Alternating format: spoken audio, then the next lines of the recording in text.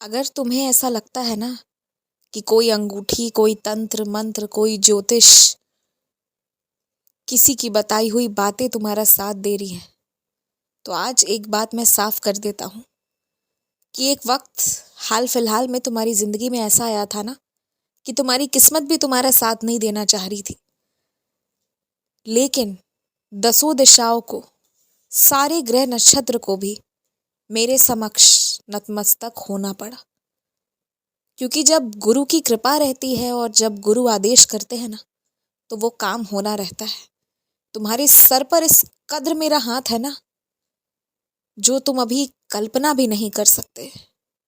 और तुम कल्पना इसलिए नहीं कर सकते हो क्योंकि जो कष्ट आ सकती थी, जो संभावनाएं थी, वो तमाम संभावनाओं के दरवाजे को ही मैंने बंद कर रखा है। तुम जो ये दूसरों की कहानियां सुनते हो ना, जो कहीं ना कहीं तुम्हारे जीवन से मिलती जुलती होती हैं, लेकिन उन कहानियों के अंत में कुछ बहुत अलग होता है। या तो उन्हें बहुत परिश्रम करना पड़ता है या उन्हें बहुत तड़पाया जाता है। इन दोनों में से ही कुछ एक तुम्हारे जीवन में भी रहता यदि मैं नहीं रहता तो। लेकिन मेरी कृपा से तुम्हारी जीवन सीधी पटरी पर चल रही है। मैं मानता हूं कि तुम्हें जो गति चाहिए थी ये वो गति नहीं है, लेकिन तुम भी एक बात मानो कि जो तुम्हारे गुरु की चाहत है ना, वो तुम्हारे लिए हमेशा सर्वोत्तम ही है। और जो मेरी चाहत है, तो फिर तुम्हारा सब भला होता चला जाएगा। इसलिए बेफिक्र रहो, अभी कुछ देर नहीं हुआ है, सब कुछ समय से हो रहा है। और आने वाले साल 2 साल में बाकी सारी चीजें भी हो जाएंगी। कुछ लोग अपनी जिम्मेदारियों से बस मुक्त होना चाहते हैं ना, लेकिन उन्हें अपनी जिम्मेदारियों से मुक्त करने के चक्कर में मैं तुम्हें सूली पर नहीं चढ़ा सकता। मैं तुम्हें कहीं भी पहुंचाऊंगा दुनिया में, किसी के भी पास, किसी के भी साथ, तो वो सुरक्षित, हिफाजत वाले, प्यार भरे हाथ ही होने चाहिए। और अब जीवन में वही होगा।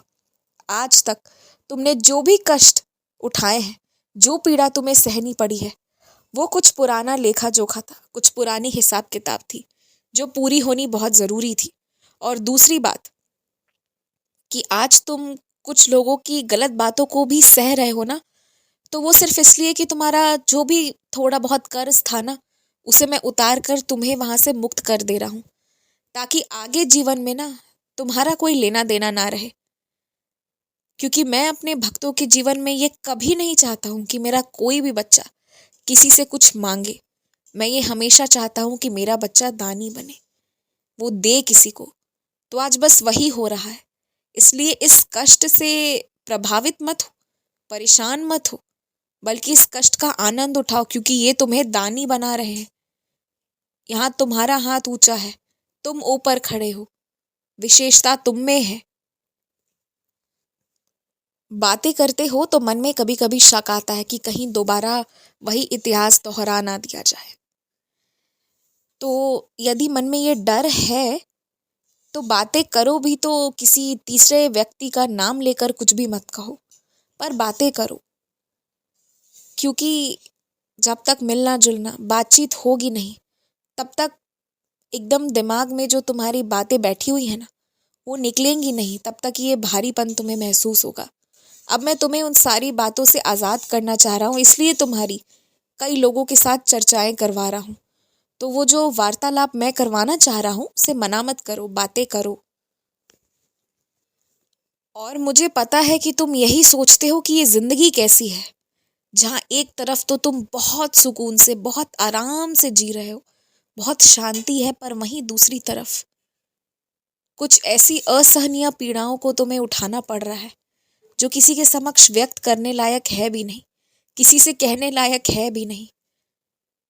और दुनिया के सामने तो इसका जिक्र किया ही नहीं जा सकता, वरना बात तुम्हारे सम्मान पर आ जाएगी। मैं जानता हूँ दुविधा में हो तुम, स्वर्ग भी वही है और कुछ लोगों के कारण नर्क भी वो ही बना देते हैं। सब समझ रहा हूं मैं। लेकिन जिस दिन तुम और तुम्हारे मित्र और तुम्हारे प्रिय लोग ये समझ जाएंगे ना कि मेरी इतनी कृपा है तुम पर, इतनी कृपा है तुम पर, कि तुम आज भी किसी पर आश्रित नहीं हो, बिल्कुल नहीं हो। बल्कि तुम्हें पता है क्या, जो भी लोग तुम्हारे लिए आज कुछ कर रहे हैं या भविष्य में कुछ करेंगे, तो उन्हें बहुत कृपा मिलने वाली है। उसका उन्हें बहुत आशीर्वाद मिलेगा। आज तक किसी ने तुम्हें पढ़ाया लिखाया या तुम्हें कुछ लाकर दिया है ना, तुम्हें वस्त्र दिए, खाने के व्यंजन दिए, तो कृपा उन पर भी बहुत हुई है, आशीर्वाद उन्हें भी बहुत मिला है। तुम मेरे खास भक्त हो, तो जो तुम्हारी सेवा करता है उससे प्रसन्नता मुझे बहुत होती है और मैं सीधे खुश हो जाता हूँ। तो अगर किसी को लगता है कि उन्होंने सिर्फ तुम्हें फायदा पहुंचाया है, तो ये गलत फहमी है और ये तो सबसे पहले दूर होनी चाहिए। क्योंकि जो तुम्हारी सेवा कर रहा है या तुम्हें प्रसन्न कर रहा है ना, वो सीधे मुझे प्रसन्न कर रहा है और उसे खूब आशीर्वाद मिल रहा है। तो तुम किसी का कुछ ले ही नहीं रहे हो, इस बात के लिए एकदम निश्चिंत रहो और चिंता मत करो। अगर ज़रूरत पड़ी ना, तो मैं खड़ा हो जाऊंगा। अभी तक वैसी कोई बात हुई नहीं है कि मैं साक्षात्कार सभी को करूं, पर तुम्हारे उस जगह को छोड़ने से पहले पहले याद रखना, एक बार तो मैं अपने दर्शन सबको दूंगा। क्योंकि जिन्हें एहसास नहीं ना मेरी शक्ति की, ना तुम्हारे भक्ति की शक्ति की ना, उन्हें वो एहसास ज़रूर करवा दूंगा कि तुम क्या चीज़ हो, तुमने क्या किया है और कैसे अपने भगवान को धरती पर सबके समक्ष उतार दिया है। अगर तुम वैसे भक्ति नहीं किए होते ना, तो मैं कभी उस घर पर नहीं आता। सिर्फ तुम्हारी भक्ति, तुम्हारी सच्चाई के कारण मैं आया हूँ। तुमने जो भी अच्छा किया है, जिसके भी चेहरे पर मुस्कान पहुंचाई है ना, वो सब तुम्हारी भक्ति ही थी, इसलिए वैसा हो पाया। और तुमसे प्यार करने वाले कुछ लोग अब तुम्हारे जीवन में आने जा रहे हैं।